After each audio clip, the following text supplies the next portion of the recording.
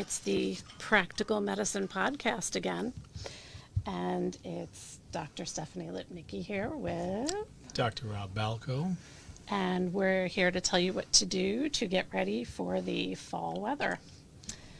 We just want to remind you that the goal of our podcast is to bring awareness about the many different ways to maintain health and heal your body, mind, and spirit, from acupuncture to Zen living and everything in between. So on our last podcast, we talked a little bit about our backgrounds and how in New Jersey, we need to have a separate bachelor's degree separate from the one that you get with a bachelor's master's from acupuncture school. We have to pass our national boards before we can practice. And there are some states that require additional training. I only have my license in New York and New Jersey, but you were saying that in... I have a license in Pennsylvania, and there's some additional classes that need to be taken. Right. And then we have to continue our education in order to maintain the acupuncture medical license. So every 2-year period, you have to have a certain number of CEUs in order to continue. And there really is a lot to still learn because there's so many textbooks that haven't been translated from their, the original Chinese language into American yet. And I don't even know that we'll see all of them translated in our lifetime. Mm-hmm. And there's ongoing research, too. And we're finding more and more connections and physiological processes that connect with acupuncture. Yeah, so there's a lot.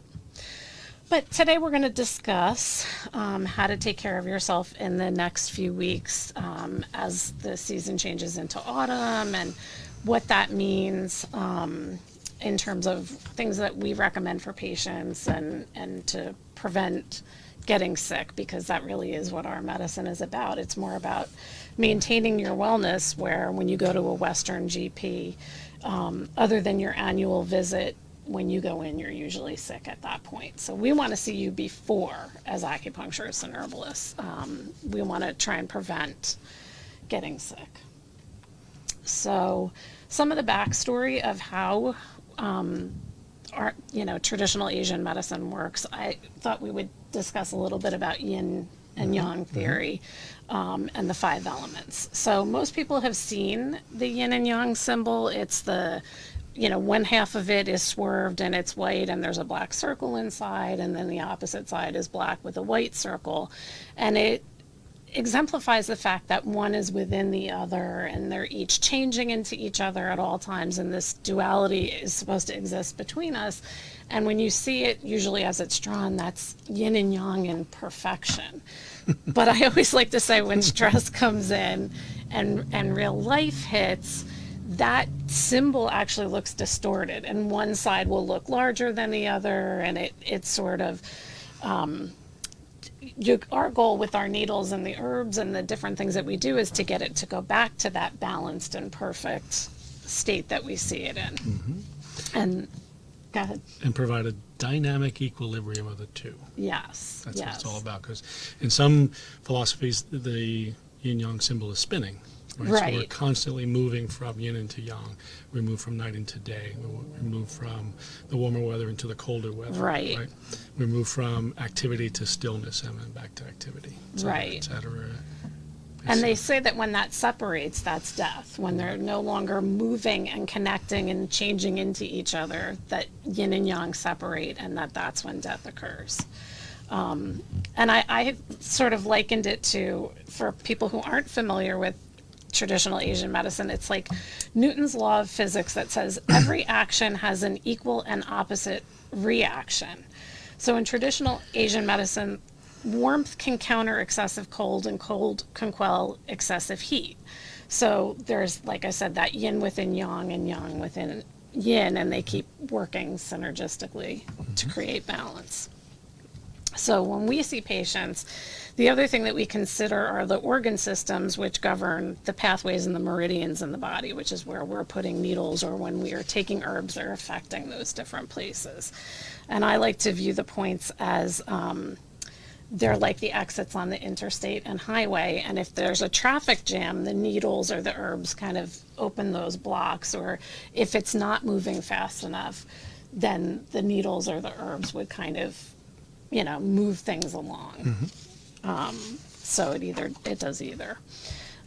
So we have those yin organs and yang organs. Right. And when there's a traffic jam on one of those highways, we can shunt it off to another highway. It's actually part of Chinese medical theory. Right. It's not just a nice little metaphor Right. to balance that energy out and release that energy into Right. another appropriate, probably deficient channel. Right. Yep.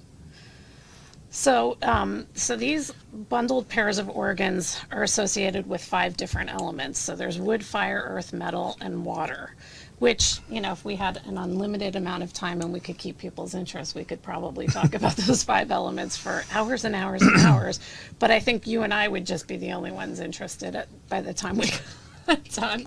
Let's not do that. Yeah, so we'll break it up over different podcasts as we talk seasonally about different dominating systems. So right now we're in the metal element in the time of autumn.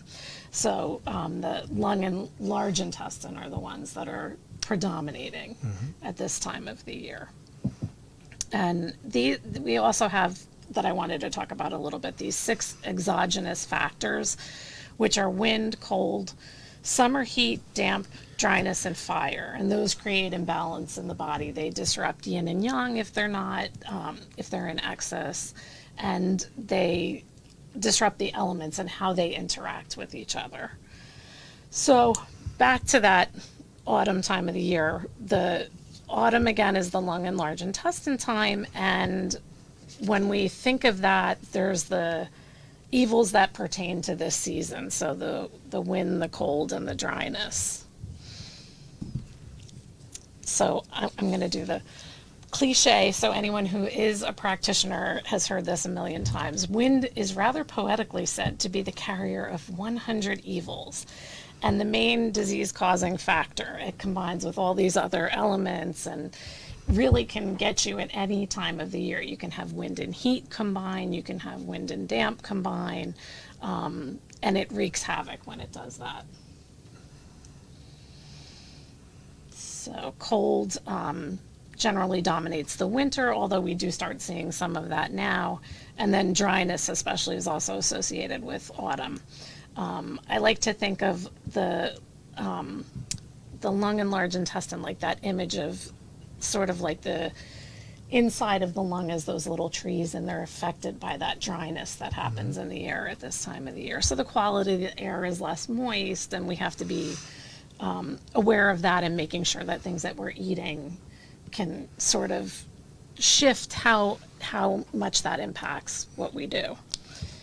So I thought we would talk about some of the things that we recommend for our patients to counter what happens with the wind. So making sure we have changes of clothing for when the weather changes, keeping a sweater or a jacket in the car, the scarf.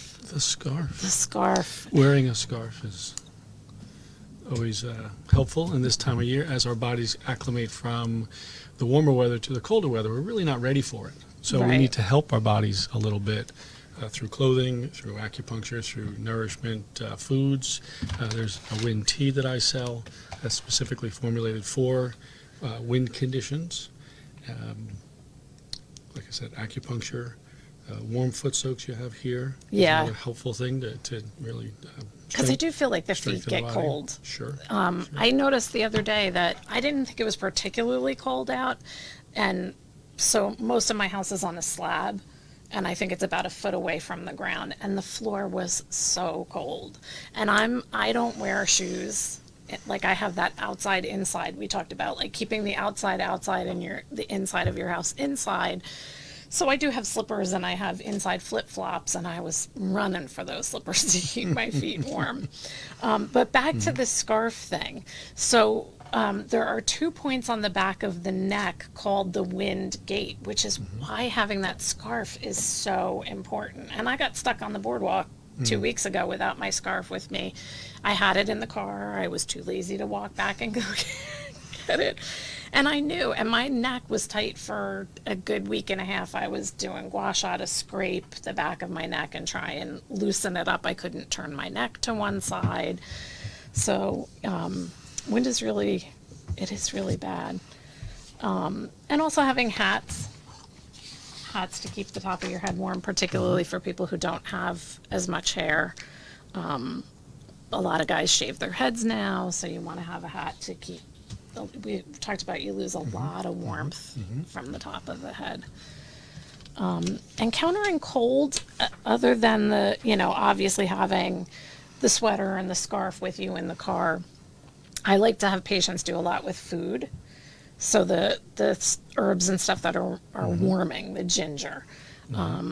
I try and tell people if you can do fresh ginger and just cut some of it up and boil it in hot water and just drink that. Yep, nice ginger tea. Yeah, ginger tea. And it's also really good for digestion and warming the belly. And I like to add it to, I make Thai coconut soup, and I like fresh ginger in that. Like it's not the same if you do powdered as it is when you do fresh. And I do coconut milk in it, so it's very creamy and heartier for this time of year.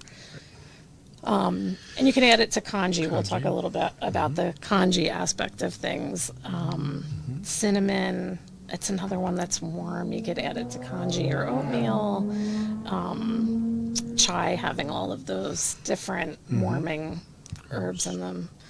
And then I also like cloves added to some of my stuff in the winter, even though it's not one of the warm, acrid, exterior releasing herbs that we as herbalists use. It's another good one to add to congee and warm cereal.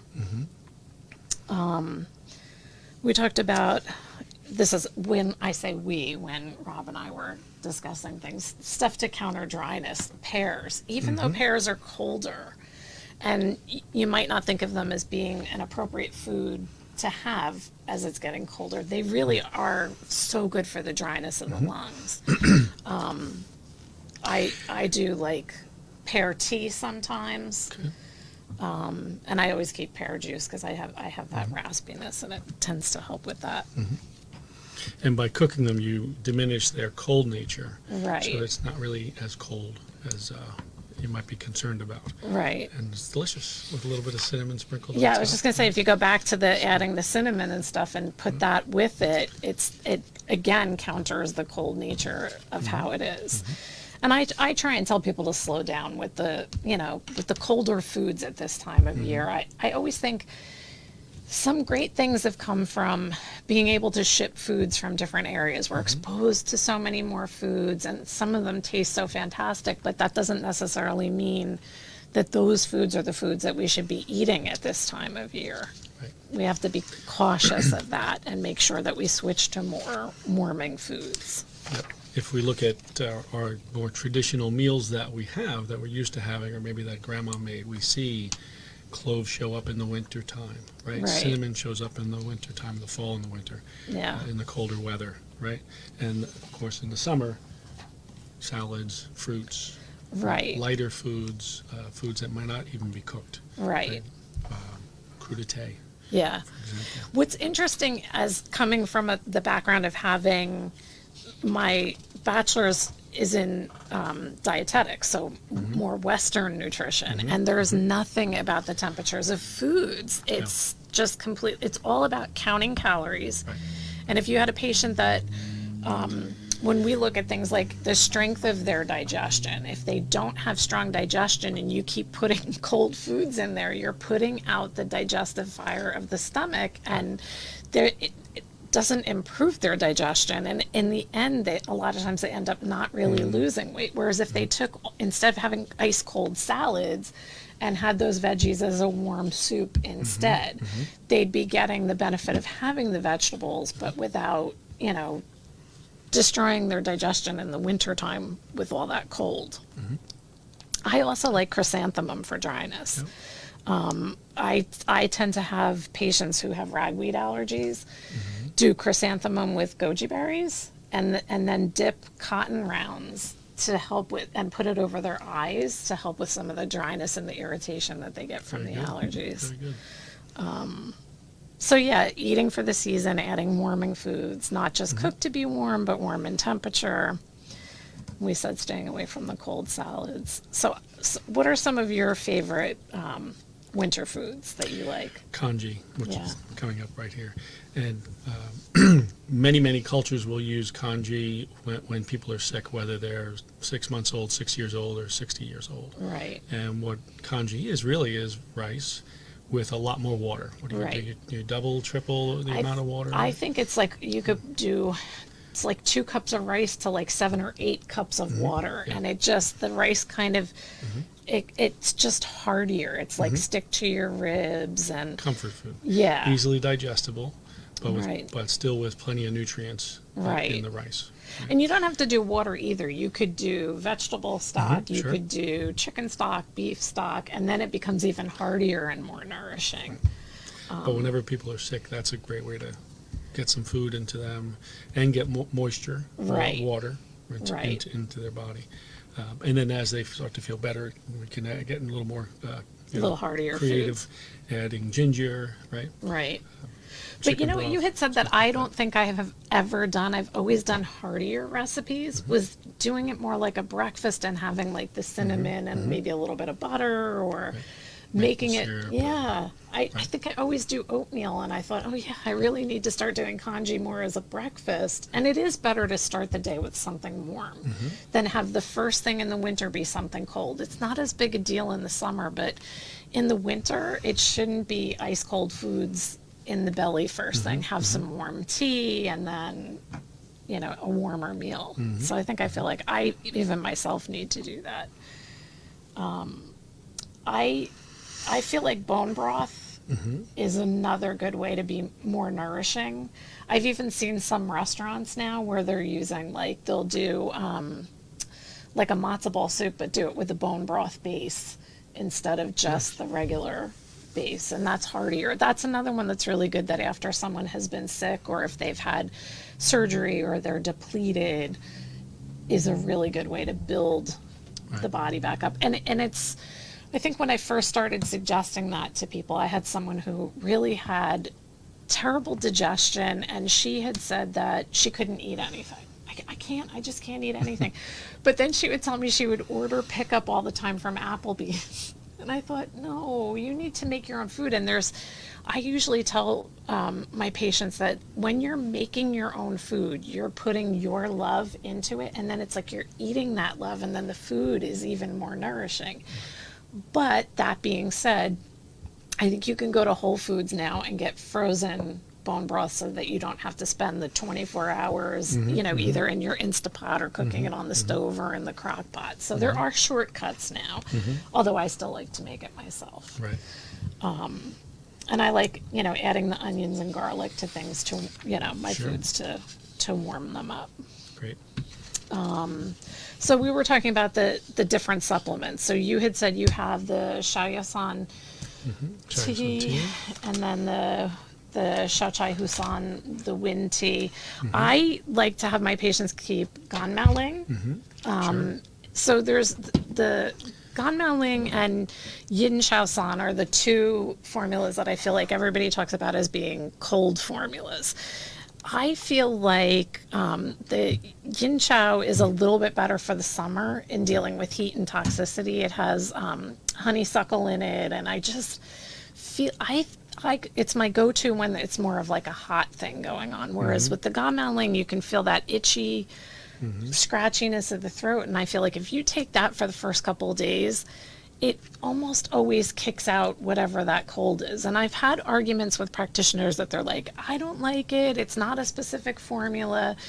But at the same time, I could remember teachers of mine saying that the only formula that doesn't work is the formula that you can't get a patient to take.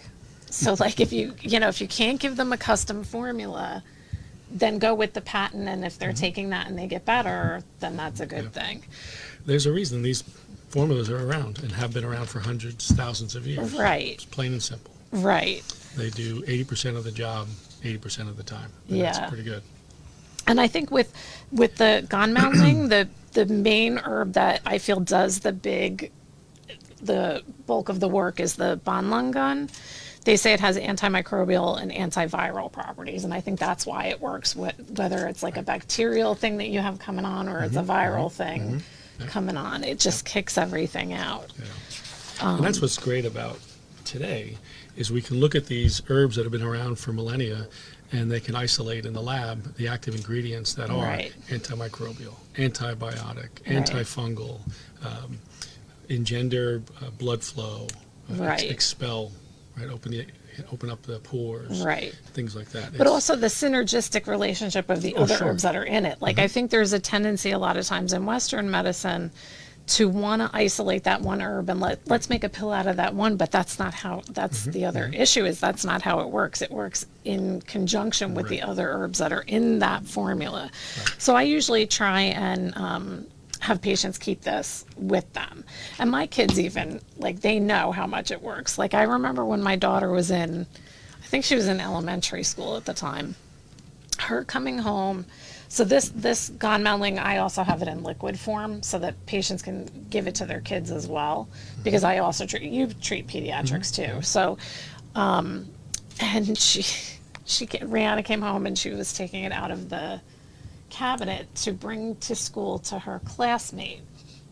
And she said, well, so-and-so's mom doesn't have the gonmelding in their medicine cabinet. And I was like, yeah, it doesn't work that way. You do not take our herbs from the medicine cabinet and bring them to school to your classmates. I was like, we're not doing that. You can give them my card. They can come and, they can come and see me. But no, we're not bringing herbs to school to give, to distribute.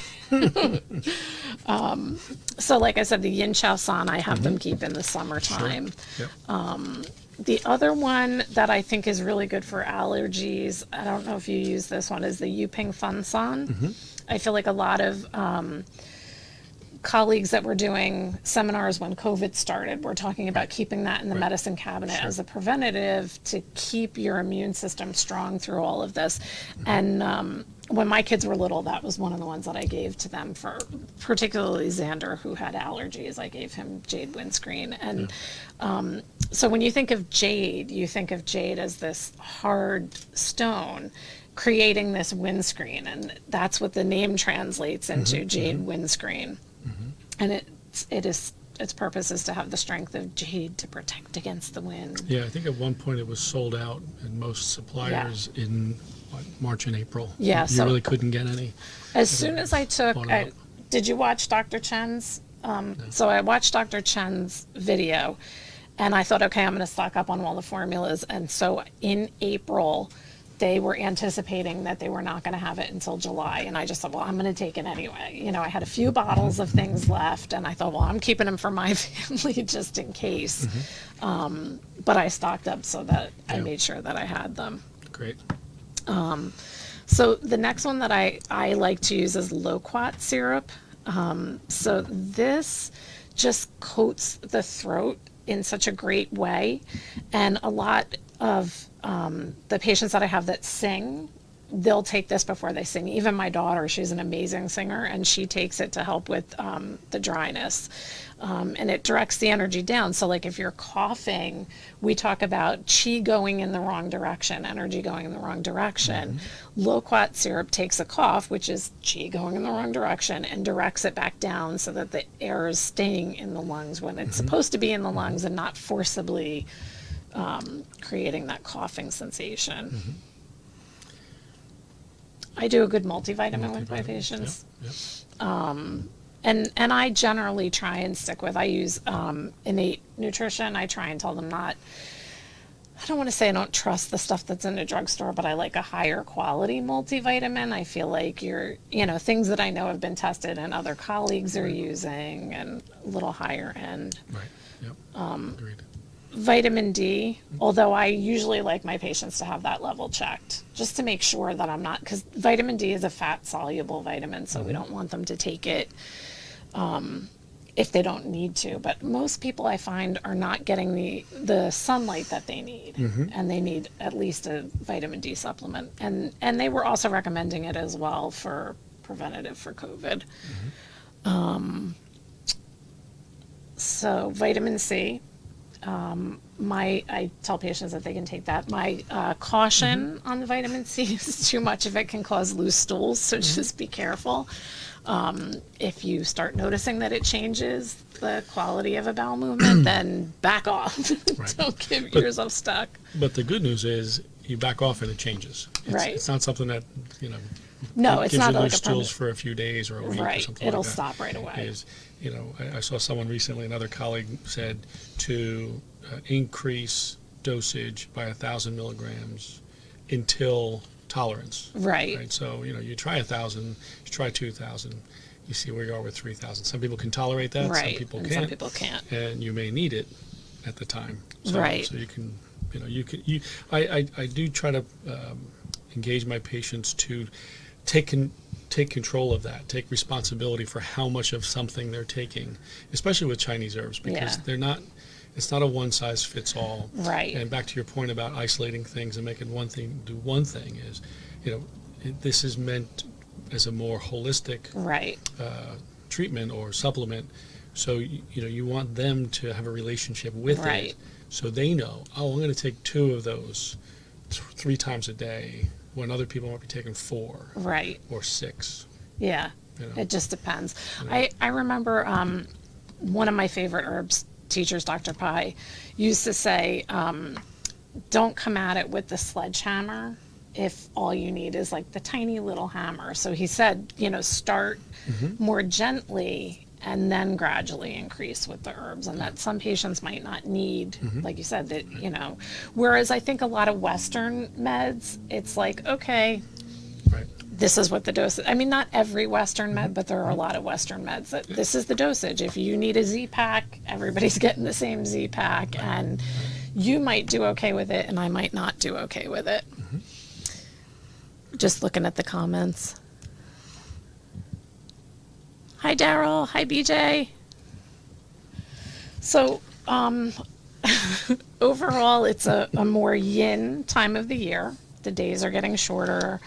The nights will continue to get longer until the winter solstice. I like to have my patients consider this a time of turning inward and focusing on their family and their home, storing up for the winter to get through the winter.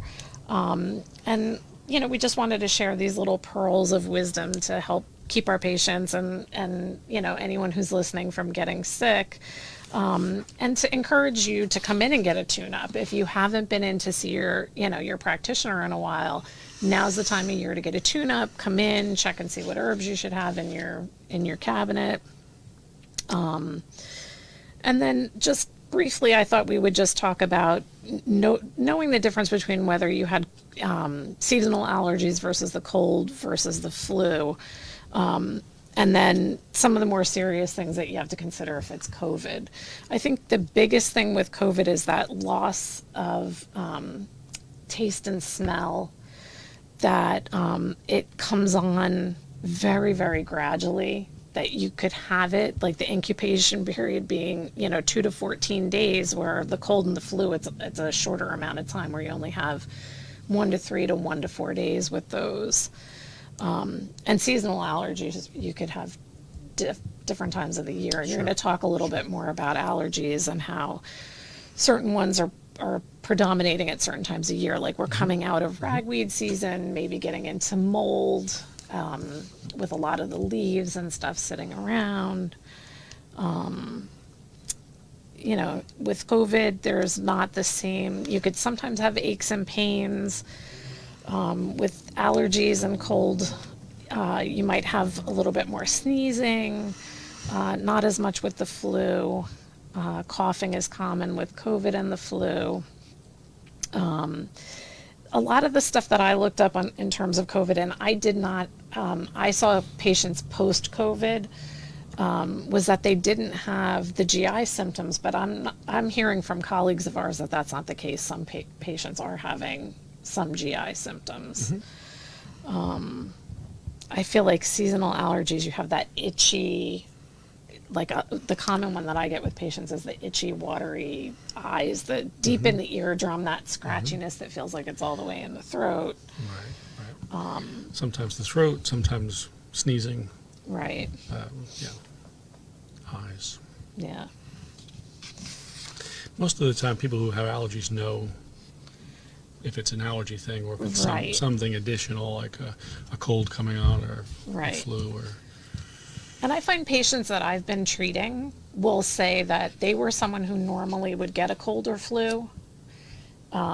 And once you've been treating them for a while, they'll say, I'm not getting sick as frequently, or I normally have had a cold by this time of the year and I'm not. Do you think the acupuncture has anything to do with it? And I always feel that it does, because our goal is always to bring our patients back to balance. And so somebody might be coming in because they have lower back pain, but the points that we're using to balance their whole body are impacting those other things. So why don't you talk a little bit about some of the treatments that you do with allergies, with your allergy system? well, I'm going to do a whole episode on the allergy system, and maybe we'll do a demo or something like that. But for the fall, as you mentioned, ragweed is a big one. If you've been outside at all, the goldenrod is exploding everywhere. Yeah. And some people are allergic to that, and they get horrible sneezing and runny eyes and all that sort of stuff.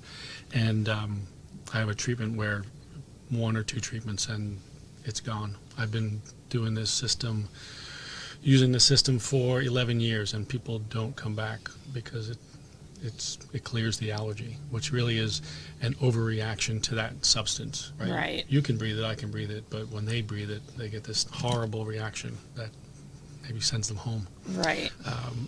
You mentioned mold. That's a big one right now with the leaves falling and with some rain and dampness. Right, we're in that damp part of cold Right. in the fall. Once we get into December, the temperatures will drop enough where the humidity will drop also. Right. But for right now, there's a lot of dampness in the air, which engenders mold, and some people can't handle that at all. And what we do is we actually treat all the different mold. There's different. I forget the name of them. Each spore has A different. a Latin name, Right. a fancy Latin name that we can throw around. So we treat that, and they do so much better. They can sleep at night. They don't get postnasal drip. They don't have the itchy eyes and things like that. That's fantastic. Yeah, really good. So one of the things we also talked about was some breathing exercises for the lungs to Right. open up the lungs. And especially now with our phones, we're tending Yeah. more and more to, we're on our computers, we're on our phones, we're leaning in like this, and it's actually a sympathetic nervous system response is Right. to protect. Even when you're driving your car, you're kind of closing in, and what we want to do is bring that back out. And a simple exercise that you usually would do standing, and you don't need to stand; it'll work for anybody. If you're not capable of standing for any long period of time, is to slowly inhale and bring your hands up like this. So you inhale. And for anyone who listens, they're not going to get the visual, but Right. So I'll add that then. So what I just did was you have your hands down by, say, your belly button in front of you, and then you slowly move your hands up the front of your body to your shoulders, inhaling all the way, and then continue raising your hands above your head to where your palms are pushing to the sky, so that the inside of your arms are actually being stretched. And this is where some of the yin channels on the arms are. So we're stretching them and activating them. And then you would bring your arms back down to your sides and exhale and bring them back to your belly, and do that over again. Inhale, push up, and push back with your arms so that you open up your chest, because our chest is like a big bellows. When we lean back, we get a lot more surface area inside our chest to absorb And oxygen. that hunched over thing that we all do when we're on our phones, it's contracting all of those muscles, so they're not, and we're getting that, Right. the neck tightness because we're leaning forward too much.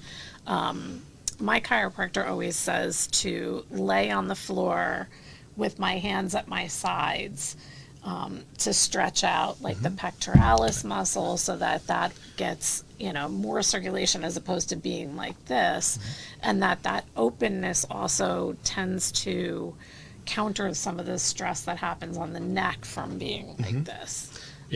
Bending forward, Yeah. moving, collapsing our shoulders in. And then what happens is none of these muscles really get any oxygen. Right. They don't get any blood flow, they don't get any oxygen, they're not moving. Right? So that creates more and more problems in this whole area of Right. the upper chest. Right? And you're not breathing deep.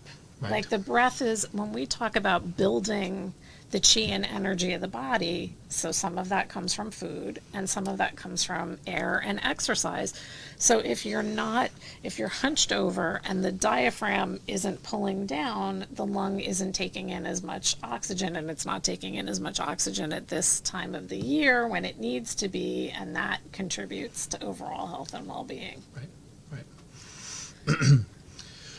I'm trying to see the comments from over here. Daryl's had patients with the GI version of COVID. Yeah, see, I feel like some of the stuff that I did in research, I was like, yeah, that's not what I feel colleagues are seeing. Really? Colleagues are seeing so many different things. Yeah, I thought we heard a lot of GI stuff in the Yeah. beginning. So back to the breathing. There was something else I wanted to say.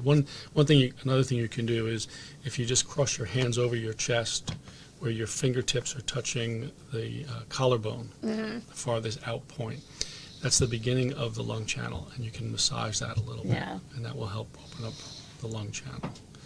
Anybody can do that. Or you can just tap it with your fingertips and just maybe massage it a little bit. I feel like it gets super, super tight. Yeah, and you can feel a tenderness in there depending on your situation if you have any kind of respiratory issue. Right. Right. So then another exercise you can do, and this one is all inside. There's no outside stuff that you're doing. Is visualizing, sit in a nice, calm, relaxing spot. Maybe put on some soft music, and then close your eyes and imagine that you're breathing in white, puffy clouds of air into your lungs, and you fill your lungs. And breathe all the way down into your diaphragm, and as you exhale, you're exhaling out gray, dirty air. Pollution, garbage, letting all that go. Right. And that's a big part of lung and large intestine, time, fall. I'll get to it in a second. So you want to just do that over and over again as long as you're comfortable. You can do it for 1 minute, you can do it for 5 minutes, you can do it for 15 if you want to. And if you have a respiratory problem, you may want to do it more, and that will help strengthen both your diaphragm and your alveoli's ability to absorb oxygen. So what was I going to come back to? Losing my train of thought. So Another good one. I forgot what I was going to say. Maybe they'll prompt me. So I missed what's BJ's comment. The other day I thought I had some kind of chest infection. Couldn't figure it out, but something I'd never experienced before turned out to be esophageal reflux. So yeah, that's another thing. When patients have reflux, it gives that chest tightness. It can there's a lot that goes on when it's reflux, and that's another thing that can impact, having a sore throat. It depending on how far, if it becomes a persistent problem, we obviously want patients to go and see their Western practitioner, because uncontrolled reflux can lead to a condition called Barrett's esophagus that it becomes more concerning, because it actually means that the cells that line the esophagus have changed. But I could see where that would be stressful, not knowing. Sure. So and we've got that rebellious cheek, right? In the wrong direction. So one of the things that we didn't really touch on was grief. That grief is the emotion that's associated with the lung and large intestine. And I thought I would share at least one story that I have, that when my father passed away, and he had been sick for a long time. He had MS, and at the time that happened, my children and I all kept having these respiratory type issues. So grief can manifest physically like that. And I know for myself, like, I was not taking care of myself during that time. I was not doing the things that I needed to do. So, emotions can also manifest and have the ability to cause these different patterns. Not just in the autumn, but grief is associated with the lung and large intestine. In fact, my son had pneumonia in the time after that my father died, and I felt like it was all of us with this, trying not to overexpress that grief that was going on. So keeping that grief in is not a good thing. And that can also, like, I try and think of the lung and large intestine as emotionally letting go of things that you want to be open to letting go and not holding on to things that you shouldn't be holding on to. And, you know, this time of year when we talk about that introspection is a good time of year to think about things that we might not be letting go of, that we need to let go of. Right. And that happens at the very physical layer too, right? We breathe in air and we exhale carbon dioxide, the things we don't need. Right. The nitrogen that's in the air. We don't see value in that. Our bodies can't do anything with it. Right. We let it go. Our large intestine does the same thing. You know, the brother sister organ Right. for metal, which is this season now, right? Is we keep what is important and we let go what doesn't serve Right. us. It's not good for us. Right. Get rid of all the literal. Shit. I was going to go with crap, but Sorry. I'm from Jersey. What can I say? it's funny. I'm going to use that as my excuse. You from Jersey? I'm from Jersey. What exit? So that's the other thing that with the lung and large intestine that was a lesson for me. My maternal grandfather had was not very good, I think, at expressing anything. He was, abused as a kid, and just kept very, very, to himself. My mother and my uncles will say, like, he wasn't a great parent, but, like, wasn't abusive to them, but just kept, like, you didn't know what he was thinking. And he ended up with colon cancer, and I always thought he must have been holding in, like, once I went to acupuncture school, imagine what he must have been holding in. Like, he didn't want to turn out to be someone who was abusive, and the holding all of that inside, of course, to me would manifest in that organ of not letting go. Right. So. Okay. So any other stuff that you want to add to our autumn tips to everyone? There was one last tidbit about the lungs and the body moving, and I forget where I picked this up, but if you hold your arms above your head, You were saying something about Right. that on the last podcast about how good that is. say for a minute, right, you will actually change your brain chemistry. And I think this is great for the end of autumn, right? Now the days are longer. You need something uplifting. The days are, the nights are longer. Yeah, and, days are shorter. And, we're going into the colder weather, you're shuttered inside more often than not. And people get depressed, right? Seasonal affective disorder and things like that. So doing this actually changes our body. Our body changes our brain. Yeah, with having the arms above the head. Right. Lifting up and over. And part of this lecture, this woman gave a lecture on this, was that they tested people who were blind from birth. So they'd never seen people do this, raising their hands in victory. Right? And when they achieved something, they would throw their arms up. Right. So it's a natural thing for us to open up to the yang side from this yin closing side. Right. Right. What's interesting, after you said that, when we had our last podcast about keeping the arms above, I realized that when I go to sleep, that's how I fall asleep with my, which to me is because you think going to sleep is a more yin, vulnerable. You'd think, okay, most people curl up, and no, I had my, my hands up over my head. I was like, oh, I'm sleeping like that, like Rob talked about. So probably not through the whole night, because I think I toss and turn, but I just noticed and was aware that I was falling asleep with my arms above my head. Maybe you're keeping your lungs open. Yeah, Breathe that's better. possible, which is not a bad thing. Yeah. So just to review, we want everybody to wear a scarf. Make sure that you have layers of clothes so that when the temperature does change, you don't get stuck in the cooler weather, because, we're in Jersey, and I said this, I think, in my blog or my email newsletter, that, the weather changes like a, person speeding down the turnpike at 80 miles an hour, seeing a cop slamming on the brakes, and it's then 55. So we want people to stay warm. Oh, one other thing that I didn't share, that I feel like in the autumn, skin gets really dry. Do you use Emily Skin Soothers? So a acupuncture colleague, Michael Arsenal, created Emily Skin Soothers.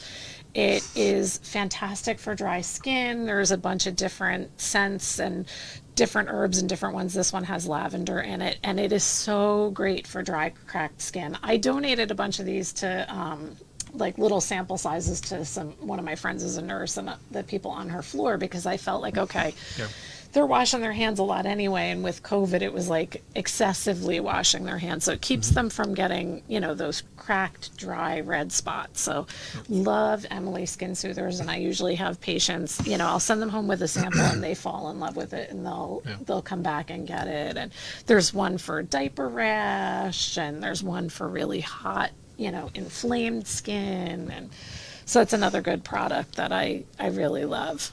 Very cool. One that I really love is this. It comes out of Hawaii. It's called Put This On Everything. And honestly, I forget who referred me to Scott Miller, who makes this in Hawaii. And it's a great all-purpose salve to have for any kind of burns, scratches, cuts, bruises. Yeah, I feel like most of our foot, patients who come ringworm, in, we have to give fungal. them like little kits of things that they can use for when they're at home to keep in their medicine Yes, cabinet that are right. different from That's what you would get Perfect for that. when you go to, like, you know, your local corner store pharmacy, that they're not going to have the same things there, that we have all these little goodies that, you know, you can keep in your medicine cabinet next to them, that are a little bit more of a natural way of treating things. Yep. So upcoming topics that we're going to discuss, our next podcast, I was originally going to go in one direction because we want to talk about our specialties, but we sort of jumped the autumn one in between, because if we did our specialties, by the time we got to autumn, it would be past that time, and you guys might miss out on all the tidbits that we had to share. So on our next one, I'm going to chat about cosmetic acupuncture, skincare, and looking better naturally versus, you know, going under the knife or using Botox and getting Botox rage, and what the differences are, and what it means to do, you know, take care of your skin. And you know, some of it is a little invasive. I do microneedling, and I do cosmetic acupuncture, and I do a series of things. But in terms of, you still look like you're not going to look like Joan Rivers at the end of it. So I wanted to share some of that with everyone. And then after that, you're going to talk a little bit about some of your specialties. You're going to do stroke and brain injury. So these are some of the topics that are coming up. And then we're hoping that we can get maybe one in between at some point with some question and answers that, you know, our listeners and colleagues might send in, that their patients might want us to talk about, so we can, you know, share other healthy bits of information. And we're always open to what, you know, listeners want to hear and want us to talk about. So we hope you guys enjoyed and had learned a few things about how to stay healthy, and we will see you guys in a couple of weeks. All right. Thanks, Ming. Thank you. Have a great night.